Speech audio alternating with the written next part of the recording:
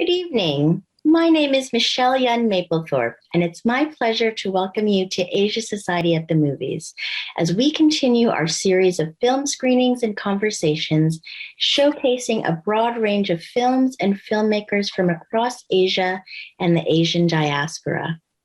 I hope you've all had an opportunity to watch the documentary Amy Tan, Unintended Memoir, in which the groundbreaking award-winning writer Amy Tan shares her life story through personal photographs, interviews, and archival footage. For those of you located in the United States, Amy Tan, Unintended Memoir is currently available to stream on Netflix. The film's also available on Netflix in Australia and some other regions, so please check Netflix's website to see if the film is available in your region. So at this time, I'd like to thank KPJR Films for their assistance with the program, and I'd also like to extend a special thank you to our members who are joining us tonight. Your steadfast and impactful support sustains our important mission. And for those of you who are not already members, we really encourage you to join us and see what all the exciting things are going on here at Asia Society. So tonight, I'm delighted to introduce Amy Tan, who will join Orville Schell, the Asia Society Arthur Ross Director of the Center of U.S. China Relations, for an in-depth conversation that will explore Amy's life and work, the personal and the public, as an author and a trailblazing figure in American literature. So, Amy Tan, who's the author of the phenomenally successful The Joy Luck Club, barely needs any introduction, but there's so much about her life and achievements that should be noted. Born in the U.S. to immigrant parents from China, Amy Tan rejected her mother's expectations that she become a doctor and a concert pianist, choosing instead to write fiction. Her novels include The Joy Luck Club, The Kitchen God's Wife, pardon me, The Bone Setter's Daughter, The 100 Secret Senses, Saving Fish from Drowning, and The Valley of Amazement, all New York Times bestsellers. Amy is also the author of 2 memoirs, The Opposite of Fate and Where the Past Begins, and 2 children's books, The Moon Lady and Sagua, the Chinese Siamese cat, along with numerous articles in a plethora of publications.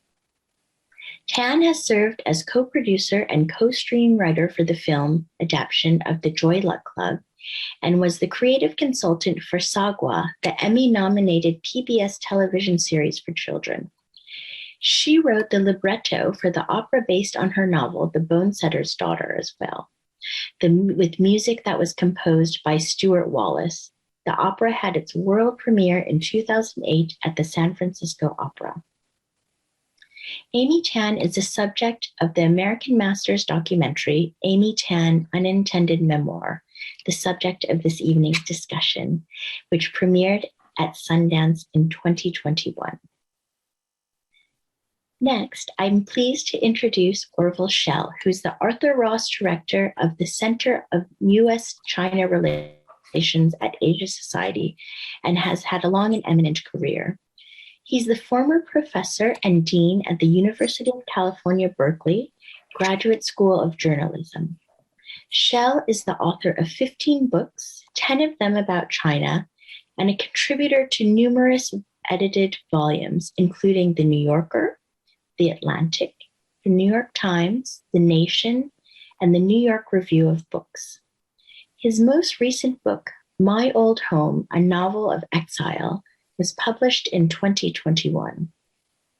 Schell worked for the Ford Foundation in Indonesia, covered the war in Indochina as a journalist, and has traveled widely in China since the mid-1970s. So without further ado, please join me in welcoming Amy Tan and Orville Schell, and thank you again for joining us for this special program. Orville? Well, thank you very much, Michelle. It's always interesting to have a conversation with someone who's just plumbed their own depths. in a film or a book. And all the more so, I would say, when those depths involve not just a single person and country, but a divide. And really, that's what Amy Tan has written about, is sort of navigating those worlds. And Amy, I wanted to just start off by asking you, as a child, I mean, I actually met your mother, but as a child, what did you think of China as sort of refracted through her? Did you want to go there? I mean, that was the time, wasn't it, when we were pretty much divided? But tell us how you came to view that as a young woman. Well, my parents didn't really talk about China that much, except in part, I think, because back then it was known as Red China. And I think there was a level of fear among people who might say anything. So what we heard about was Formosa, for example. And I knew so very little about China because, well, I grew up in an era where history consisted of Western civilization. And that somehow didn't include China. So China was not a place that I thought very much of, and certainly wasn't something a place I'd want to go to because of its stigmatized presence in our family's life. And yet here you are on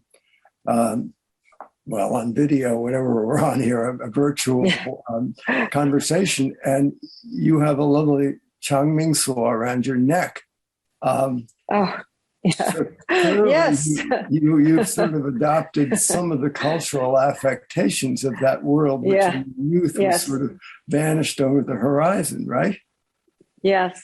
Well, this one actually is something that I got from my mother's boyfriend when we took them to China, to Shandong province. And as a gift, he gave me this thing here. So it's one of my favorite pieces that, I think a lot of these things have become very personal to me.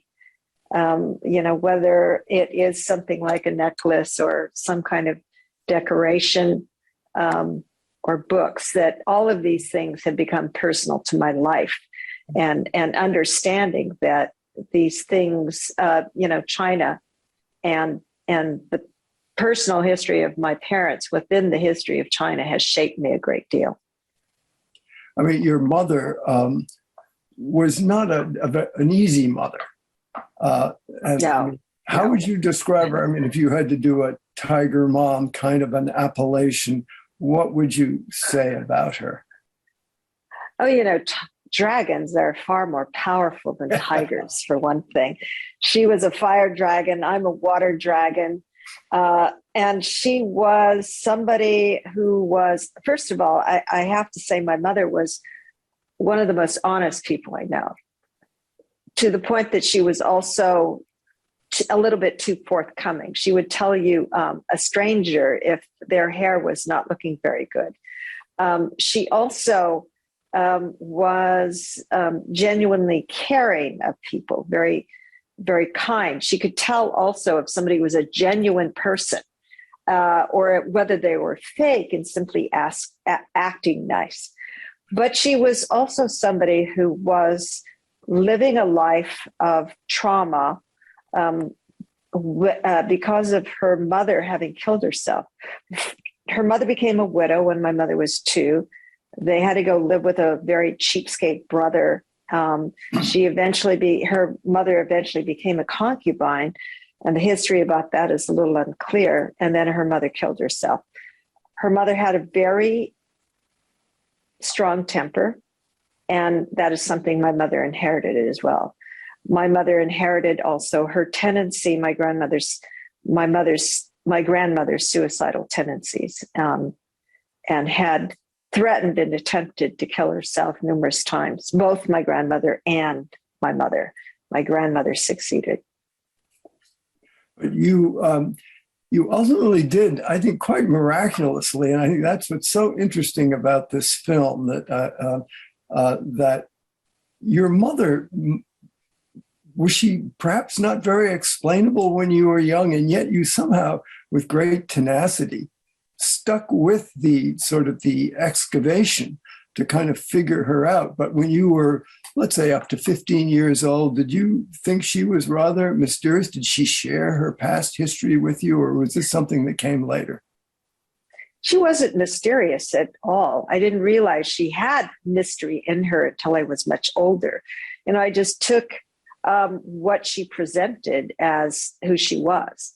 And so there were a lot of stories she told, but she didn't give the backdrop of what really happened. She would talk about warnings and say that that bad man would, take me away, or if I did this, something terrible would happen. One of them being that she would die. She, when I didn't obey her or I didn't practice the piano with a great deal of enthusiasm, she'd say, "Oh, why listen to me? Soon I dead anyway. Go play outside instead of playing the piano." And then, I'd freak out as a kid, and I knew what death meant because I had actually seen my playmate from down the street at a funeral parlor. My mother took me there, I think in part as a warning of bad things that could happen to me if I didn't listen to her. She claimed that my friend died because she didn't wash her fruit. So my mother, she had ways of hinting to her history, her life, through those kinds of warnings. And later, when I was in my 20s and 30s, she started to tell me things. Once I learned that she had daughters that she had left behind in China.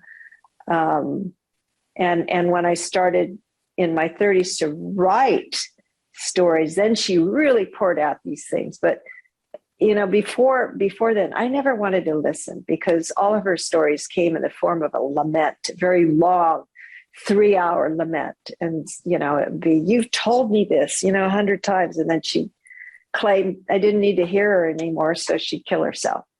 So that was the nature of that's a how I remember conversation. the relationship from, when I was younger in those days. Yeah.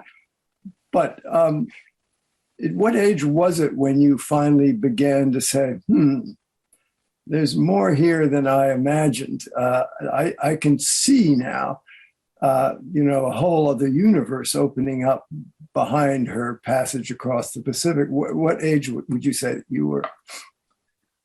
There was not one particular age in which I suddenly had transformed my interest into learning more about who she was. For example, when I was in my 20s, well, let me go back. When I was an adolescent, I was very ashamed of being Chinese. Like a lot of people who of that period who were born in this country and didn't know a lot of other Asian kids in school. And got teased or taunted for being Chinese. But when I was in my 20s, I became interested in, a sort of activism in being Asian. Asian, in fact, being that umbrella, Asian American being that umbrella, not just Chinese, but Asian is the collective activism. And then later, even later after that, having these series of moments like my mother, fearing that my mother was going to die and then wanting to know a lot more about who she was before it was too late. But it really was when I started writing fiction in my 30s, I would say I started at 35, that I found these stories always veering toward this relationship that I had with my mother, in part because when you write fiction, you have to set up a story with a situation, with some kind of tension. And I had plenty of experience with tension. I could just bring in some emotional memory that didn't have to be an exact memory, just the emotions behind it. And I'd start to write, and I realized what I was doing was writing about this relationship. And it was so revealing to me, not only about who she was, but who I was, that I became just passionate about writing this fiction, and knowing that I would never stop writing, because I was discovering so much, what I would call in general the meaning of my life. Do you think, in a way, many kids do have a rather unbridgeable break with their parents at some point when things get too difficult or too inexplicable. Do you think your writing helped you both plumb her sort of the reality of her and keep you together? Because you did stay quite closely involved with her. I did. I started writing stories after I believed at one point, very briefly, that she had died. And I had this tremendous sorrow or regret and fear that I had lost her and never had asked her anything about it. I never wanted to understand her. And when I discovered she was still alive, I thought, well, I've been given this opportunity. Plus, I had made this rather hasty promise to the gods that be, that if she lived, I would take her to China and I'd get to know everything about her. And so now I had to do that. But then it was wonderful. I went to China for the first time.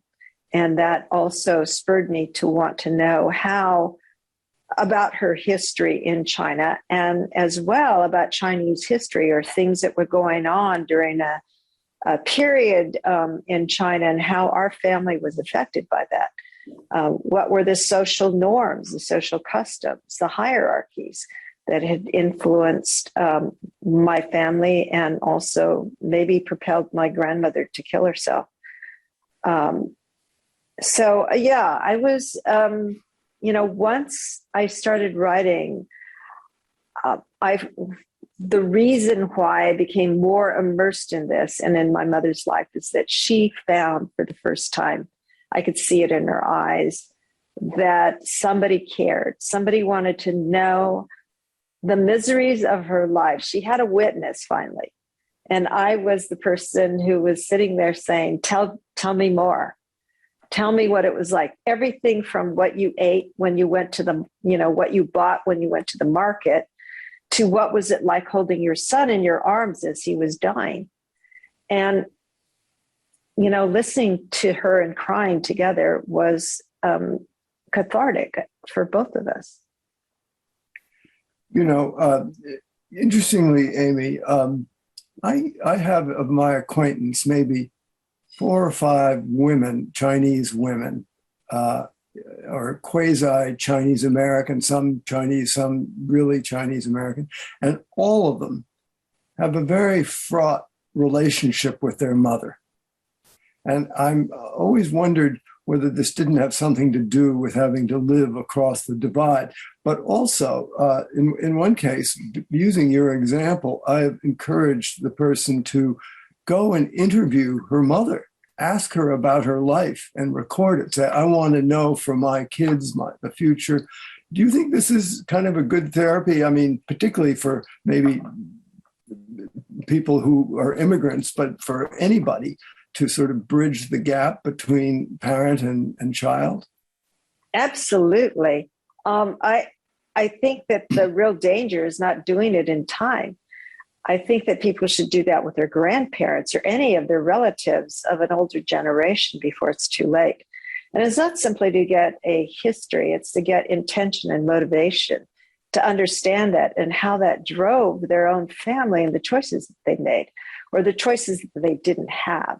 Mm-hmm. I found, I was actually working on a project with a youth organization called 824, and it was a book that was consisted of interviews that these kids, I think high school kids, had made, asking either a grandfather, a parent, or an uncle, depending on who was available, to tell them about their life leading up to the events of their coming to the United States.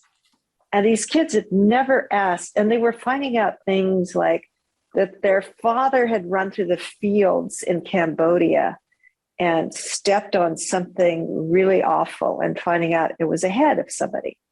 they were in the killing fields, or somebody's parents who were in a truck and almost suffocated to death. They'd come over the border in a truck. Things that were quite dramatic. Now, if people are going to risk their lives to come to the United States like that or to escape, it's affected their life and how they then deal with their family. It's not the question of simply how do you raise your child. It has to do with survival. How is your child going to survive based on what you know about what can happen, about these dangers? And so I think that probably, in my mind, I think the families that have the most, the greatest divide may be those who have the greatest trauma or the most number of secrets in the background. When parents warn you about things and you have no idea why they're being so negative or fearful, you just want to dismiss the whole thing.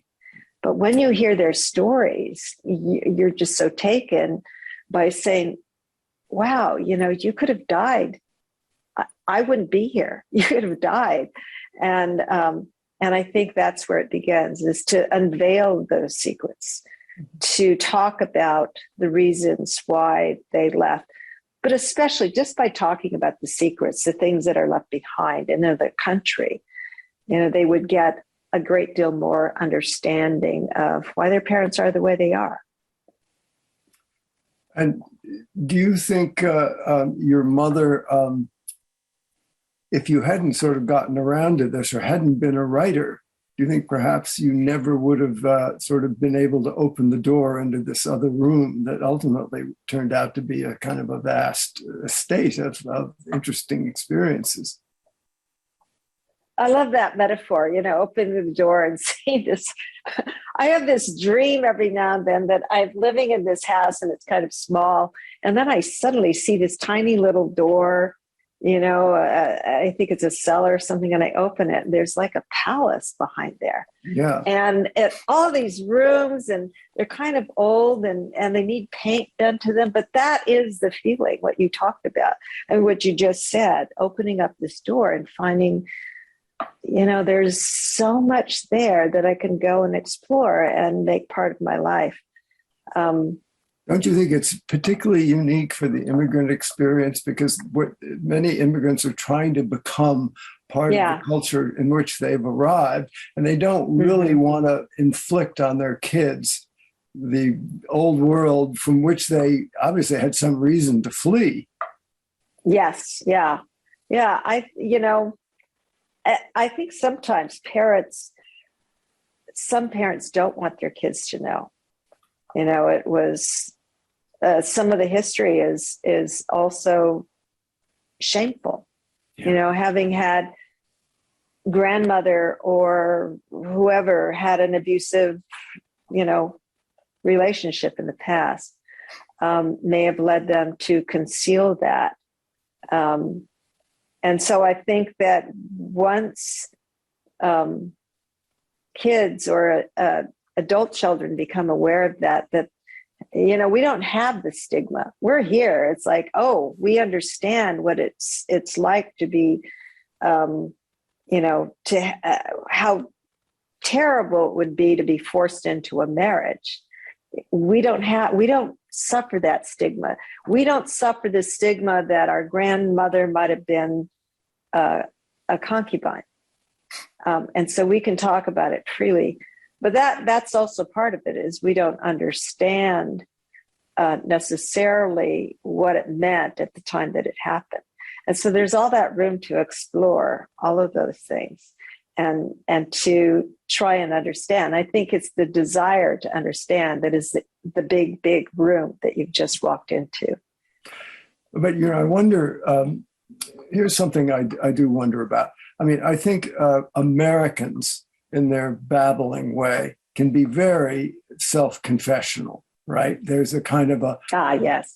Yeah. I mean, and there's a kind of a presumption that you should just let it all hang out. You should be honest, on the other hand, and I was married to a Chinese woman, I think there is much more restraint and a kind of a desire to keep decorum in a Chinese Confucian culture. And I'm wondering how that occurs to you, and if whether that you think played into your family life too, and how much of that you have in your life, in yourself.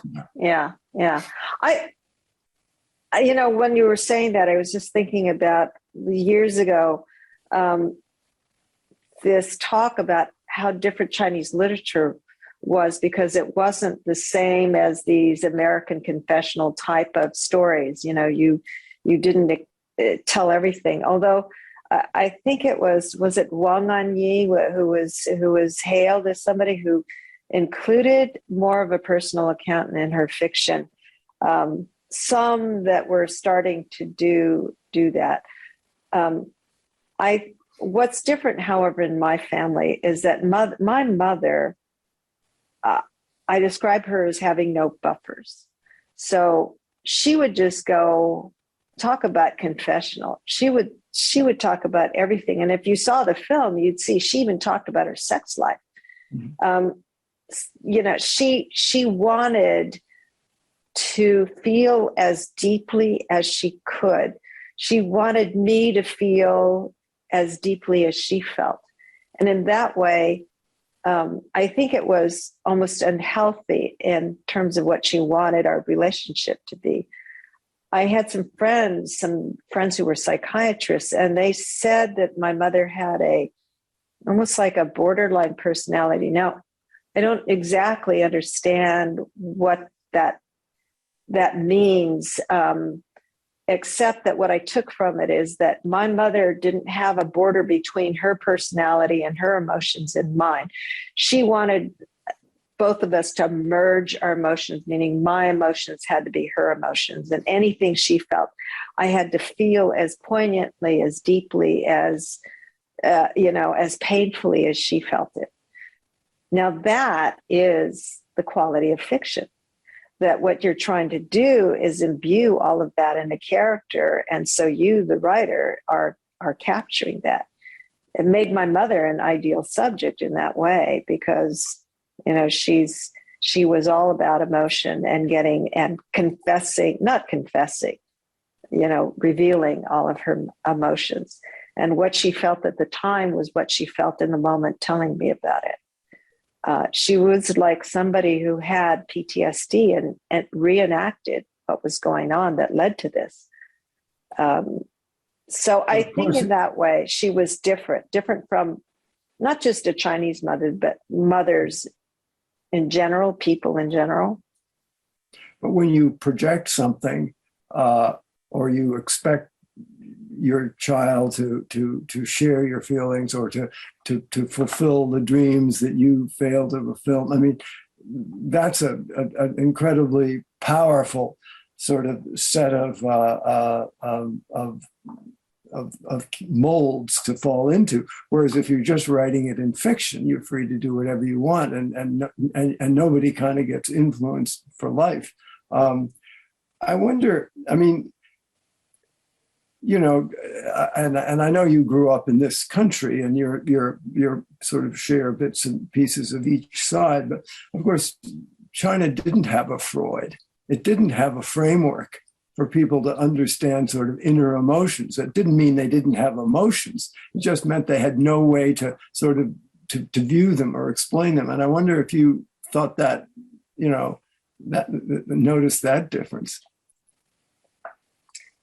I definitely noticed that difference with people other than my mother, except for the fact that they have these secrets. But that may have also been because of my father. Once my father died, then a lot of the secrets came out.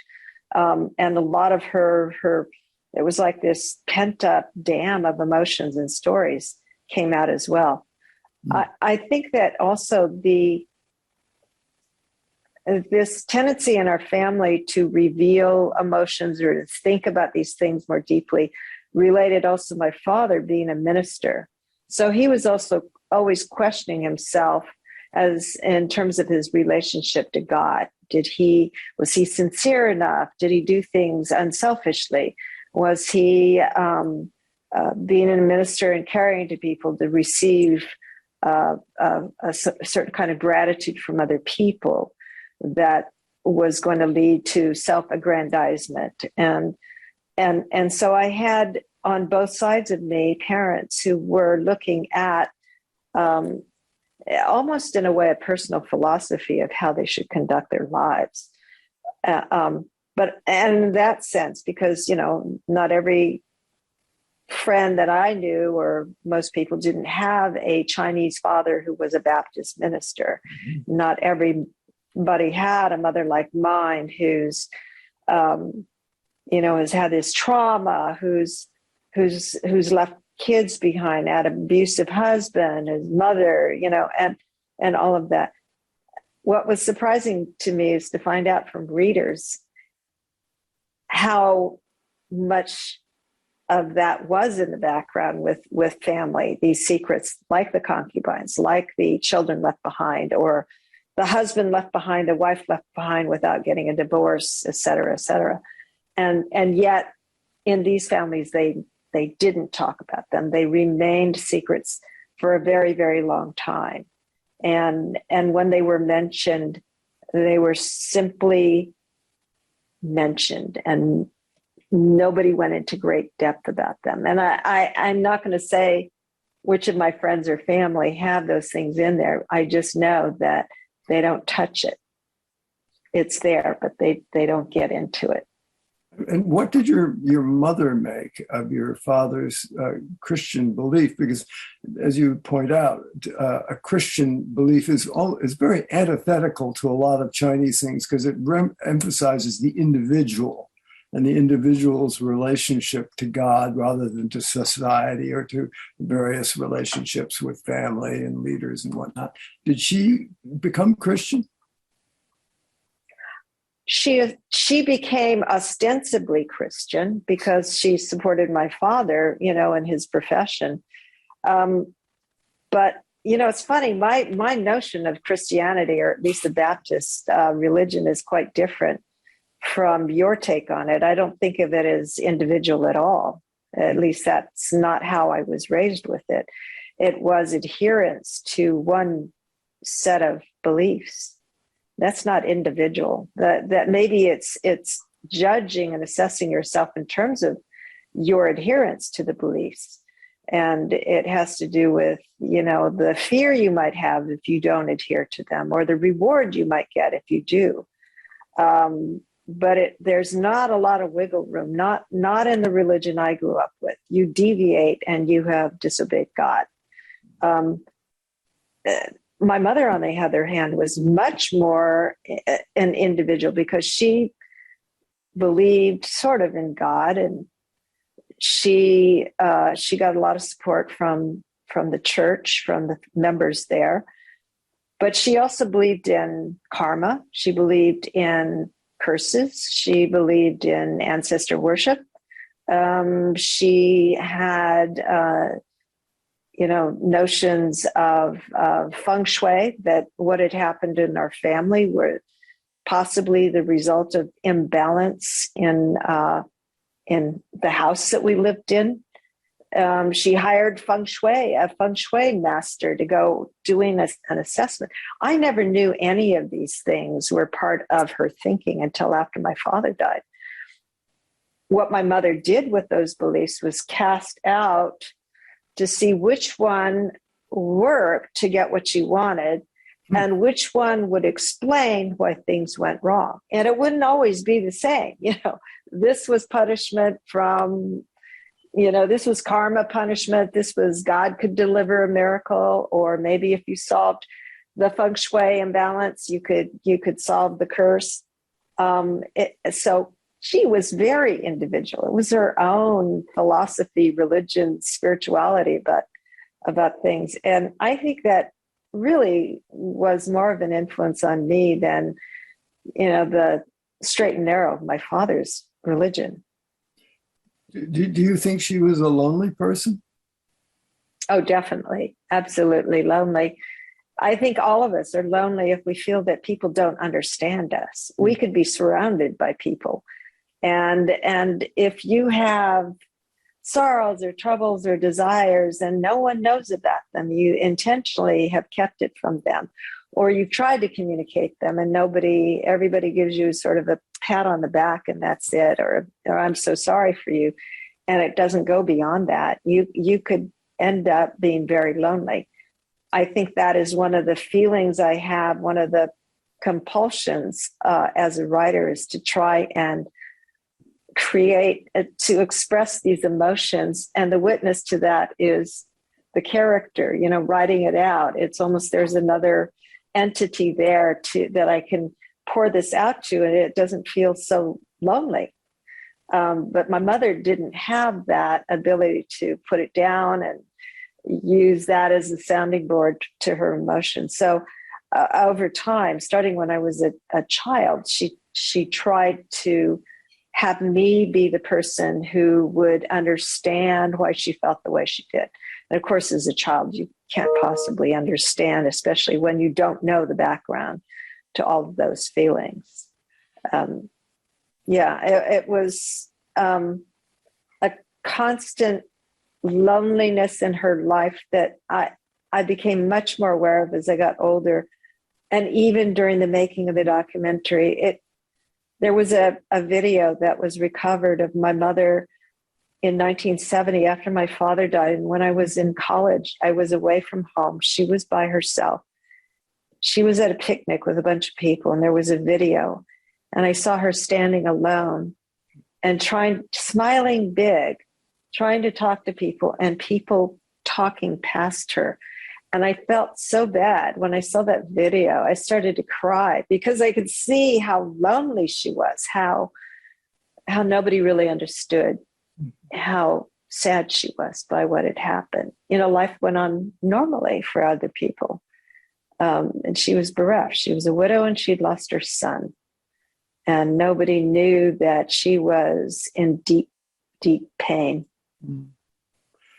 Do you think, Amy, when you finally started to write, and then sort of was using that as to mine your own experience, family's experience in your writing, do you think that helped her and opened her up and got her feeling more listened to and understood? Oh, yeah. She was so happy. She read the Joy Luck Club. Well, first, it began when I started asking her more questions. And I knew some of the stories already because she told me 1,000 times. But now I really wanted to listen to them. And I say, tell me about the time that, who this bad man was. And she really had this pride now in talking to me. It wasn't simply lamenting and crying and feeling angry that no one understood her. She did it with a sense of pride that she was helping me. And sometimes she'd call me up and she'd want to, now I forgot to tell you. And she'd go on and on for another, couple of hours. And at some point I had to let her know I didn't have time to listen because I had another job and I had to do some work as well. But this time when I said I was busy and I would have to listen later, she didn't become hysterical and say she was going to kill herself. She said, yes, you're busy. Go ahead, get your work done. We can talk later. When she read the book before it came out, she was so proud. She was so touched because she could tell that I understood her. One of her comments at the end that was the ultimate was that it was so easy to read. And one of the indications that she gave me that she knew now that I understood her very much was when she started to tell me another story about the same woman who had, insulted her or lied to her or whatever. She stopped herself and said, oh, I don't need to tell you. You understand. You're just like me. and that came out of her reading the book and knowing that I understood her. Now, she more than anyone knew that the book was fiction, and she could have told people, no, that story really didn't happen. This didn't happen. But the emotional parts of it and the kind of conflicts were true, and she recognized those, and that was important. I think that she was upset every now and then that people didn't give me more credit for being able to, that these stories were invented to a large degree, even though there were some stories that were really pretty much derived straight from the stories she told me. But many of the stories she could, she said, no, those never happened. Like the Chinese chess player, the girl who was the Chinese chess champion. I didn't play chess, that never happened. Or the girl in China who escaped her arranged marriage, that was a completely made up story. But the emotions within there, the story about the woman who got out of her marriage, the idea that you had to be to survive by your wits and never give up who you were, no matter what kind of life was thrust on you, to never allow yourself to become subservient to somebody else. That was a big theme in her life. Never let anybody tell you who you are. What other writers of fiction do you think have had similar experiences where their works have not only been things that they've imagined or want to say, but are so deeply involved with family to the degree that it actually transforms the relationship of people in the family? Does anyone occur to you? I probably, if I thought about it, a lot, I could probably tell you a bunch of a number of writers. I imagine that Louise Erdrich's life, her family life, and that her family stories and the events in her family has contributed a great deal to what she writes about. The situations and even portions of the story or the type of character she has in there. I will say that, it doesn't always lead to rapprochement in families. Well, I was going to say that. People, exactly. Yeah, I know of a number of people who've written memoir, and that did not at all lead to that. It led to a greater divide, as a matter of fact. People disputing the memory, people being furious that something about them, some family secret had been revealed. I know of some also who have used family history, and where family member, especially like a spouse, is threatened to sue. So, but I think you're referring to, childhood and writing about that lead to some kind of greater understanding and deepening of relationship. I'm sure there are many examples of that. I just can't think of them right now. Yeah. So here's an audience question. Let's do a few questions. Did the documentary turn out differently to what you had envisioned at the beginning, or did it find its own course as it went? I really didn't envision much of this, what it would turn out to be. This was not I was just the subject. So, it was really in the hands of Jamie Redford, the director, to develop. And I have to be honest that part of me thought this would never get made. People have these ideas. They're going to make a movie about something, and a lot of ways it's pie in the sky. Yeah, you want to make a movie about me? I said to Jamie, I'm not that famous. I don't know how you're going to sell this thing to somebody. And he said, he talked about American Masters. And I thought, well, American Masters is about, I don't know, some super, super famous person. And so I thought it was a little bit pie in the sky. And then there was also Jamie's health. And I thought, Jamie may not live long enough to finish this. So I didn't really have it in my mind, like some great anticipation of what this film was going to be. I will say, however, that when I finally saw it, I was so overwhelmed with how well he had knit together a story of my life. He could have taken it from any angle. He could have taken it simply from the writer angle, or going from, or the Chinese American angle, the immigrant angle. And he had done something that encapsulated a lot of all of those things, but really focused on the relationship of my mother and enabling me and many people, I think, to see that was the crux of all of it. And he had captured that so beautifully. He revealed to me a number of things that that would seem so very obvious. One of them being things I never would have chosen to be shown. And I think it was 3 instances where he had me playing the piano.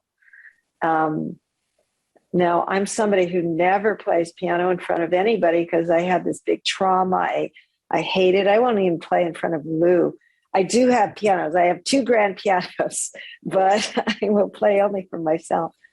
And he chose these videos, and I'm rushing through the pieces. I'm playing so fast. I'm making all these mistakes. But in the video, he chose, you see my mother watching, and she's beaming away. She is so proud. Her heart is busting with pride. And I saw that, and I thought, oh my God, I did make her happy with my music. I wasn't entirely a failure, so the movie was surprising to me as well. I remember you saying in a little conversation we had with Yo-Yo Ma, and you, me, and him, since we all have spouses of the other race. Yeah, the other race. You were saying something like, my mother always insisted that I be like Yo-Yo Ma and play the piano. Well, not Yo-Yo Ma. At that time, we didn't know who Yo-Yo Ma was, but it would have been, like Van Cliburn, or this certain boy and this certain family friend's son who played really well and, didn't have to look at the music and was so engaged, loved the music. And you could see, he was closing his eyes and so passionate.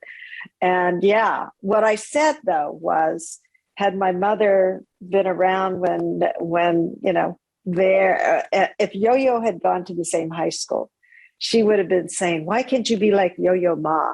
And then later, if being older, she would say, why can't you, marry somebody to like Yo-Yo Ma?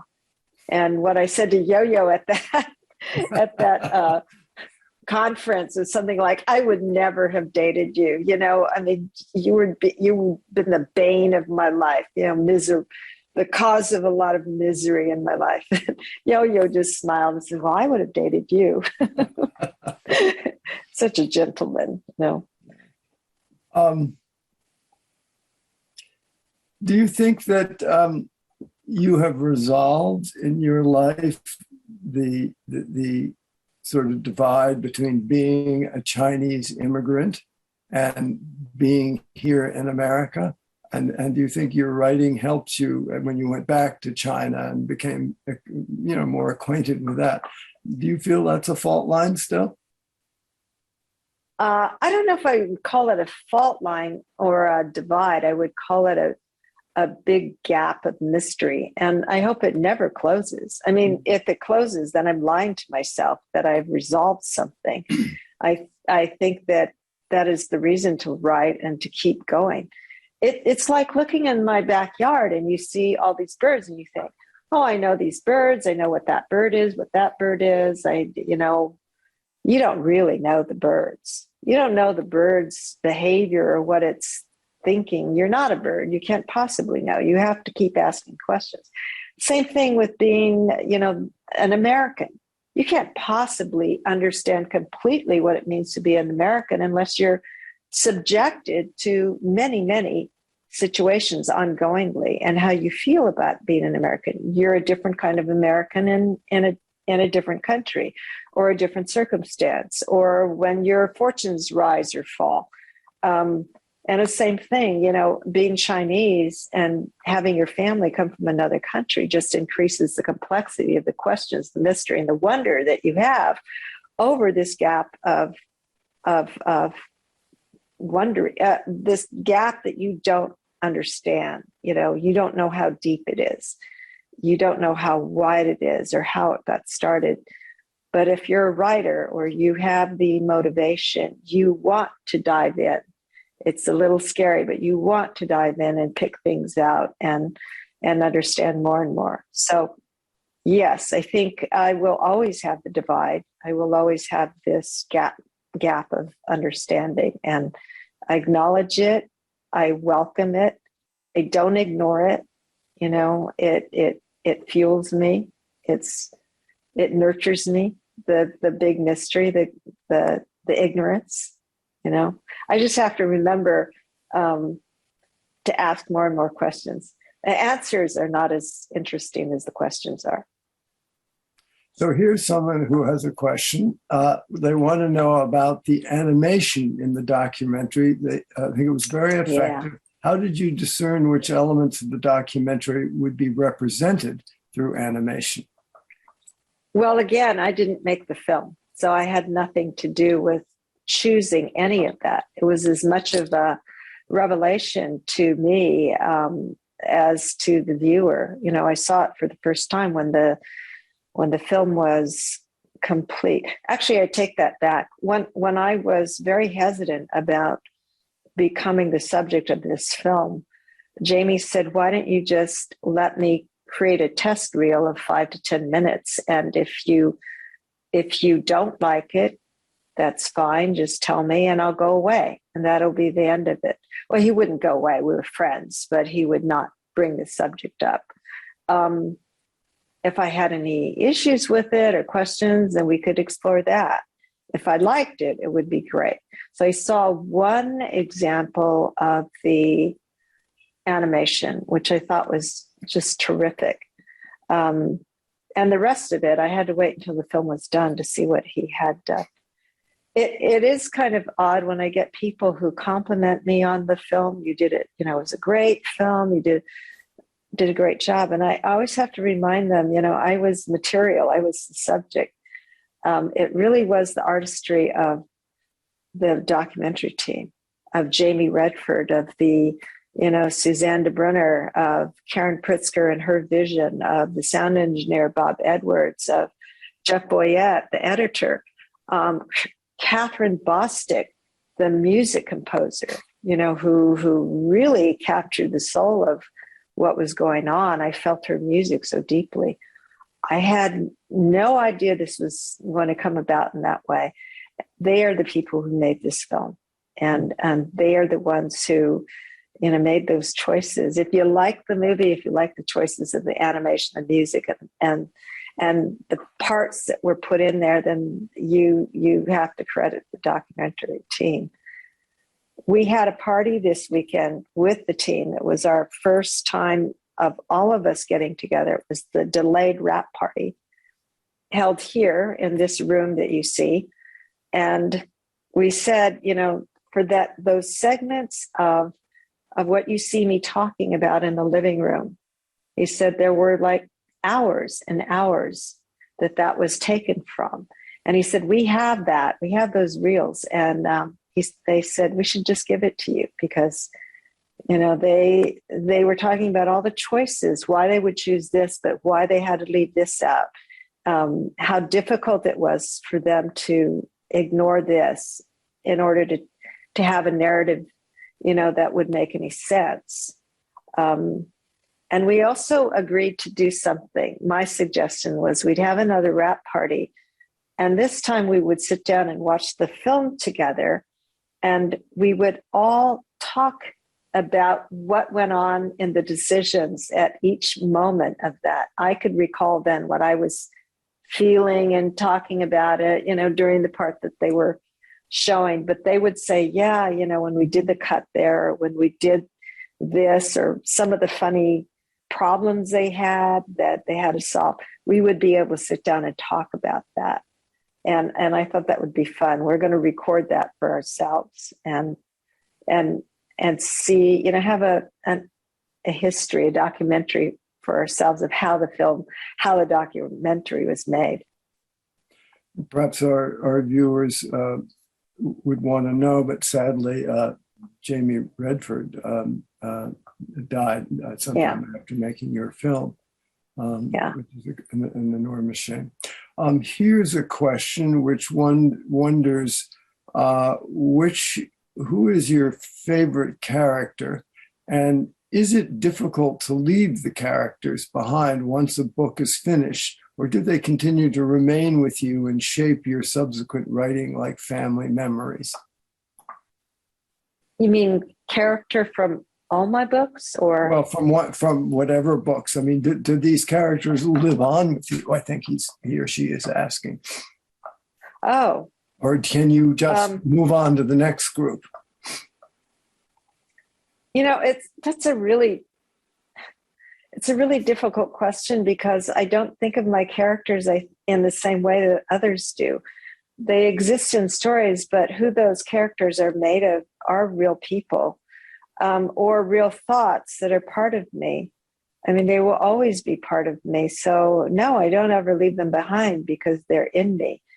But one character that I love to bring out in the open, I sound like Three Faces of Eve or something, I have these characters in me, and then I let, I'm so-and-so, and I'm a little girl now, reenacting my, it's the character Lindo, who is in the Dorlet Club, and she's a mother with a, very fierce way of coming out with advice. She's the one whose daughter was Waverly, the chess champion, and Waverly was very arrogant and self-assured at times, and Lindo could just cut her down to a millimeter, just with a single look or a word. And that was a lot like my mother, but I also can see these things in myself. Not that I would do it quite the same way, but the nature of how she would say things that would cut to the bone or cut to the chase at what was there, and then just sit there very matter of fact that, what do you mean? Why are you getting upset? I'm just telling the truth. So a Linda line that I use a lot is, going on and on about something that is actually rather critical, and then saying, this is my thinking, which is what Lindo says in the book and also in the movie. And that kind of diffuses everything. When Lou and I are talking about a situation, not arguing with each other, but talking about a situation in front of us, and we'll go on, and then I'll just lighten it up and say, this is my thinking. So she's always, all the characters are with me in some way or the other. Well, everybody's relation to their parents is paramount in their lives, and then when it gets overlaid with some sort of cultural differences, which it often is, even for people who aren't immigrants, it becomes all the more interesting. And and I think this film, Amy, is a kind of a very interesting reminder of how real life affects fiction, but then fiction affects real life. And sometimes in the writing of it, the people absolutely use you get catalyzed into a different. And I think your fiction has done that miraculously well. Partially because it's an immigrant experience, so you have a whole bunch of people who are very curious to see how someone else threaded that needle. But I mean, you Bai Fong, she's Chinese, and I don't know if we have had this very long friendship, and it has always included Bai Fong, your wife, and it's the loss of her is so deeply felt. But it made me wonder also she had such an interesting life in China when she was growing up. And I wondered, did your sons, were they able to ask or video her history to keep with them? You know, her history is so powerful. You know, she became this very powerful person. I think they did learn a lot. There were certain things she didn't reveal. But then, of course, her parents lived with us for 20 years.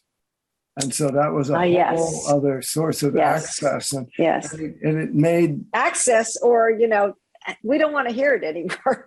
Yeah, I mean, all of those things go into these complex familial connections. Exactly. But it was wonderful, I think, that they were here, because the kids got more sense of where their mother came from, and also where their grandparents came from, and a whole lot of Chinese history. Well, listen, Amy, it's really wonderful to talk to you. I don't know if we've made a great leap forward for mankind in our discussion, but we've done the best we can. I see it's 6:02, the witching hour for us to sign off. So, yes. Michelle, do you want to say anything before we vanish? There you are. No, I just really want to thank you both again for, you know, giving us a little seat in, you know, like birds listening to your, you know, deep friendship. And, you know, Amy, thank you for your generosity of sharing about your process and your memories, and especially your relationship with your mother. It's a really special opportunity for all of us. Thank you. So I'm very grateful to you. Thank you for giving the opportunity to have a conversation with Orville, which we have. You know, we had one in our living room not that long ago, but it's always fun to talk together. And indeed, Amy. So, well, thanks for doing it. Really appreciate it. Yeah. Well, thank you both. And thank you, everybody who tuned in this evening. We look forward to hosting you again for another edition of Asia Society at the Movies. So thank you all. Great. Good night. Thank you, everybody.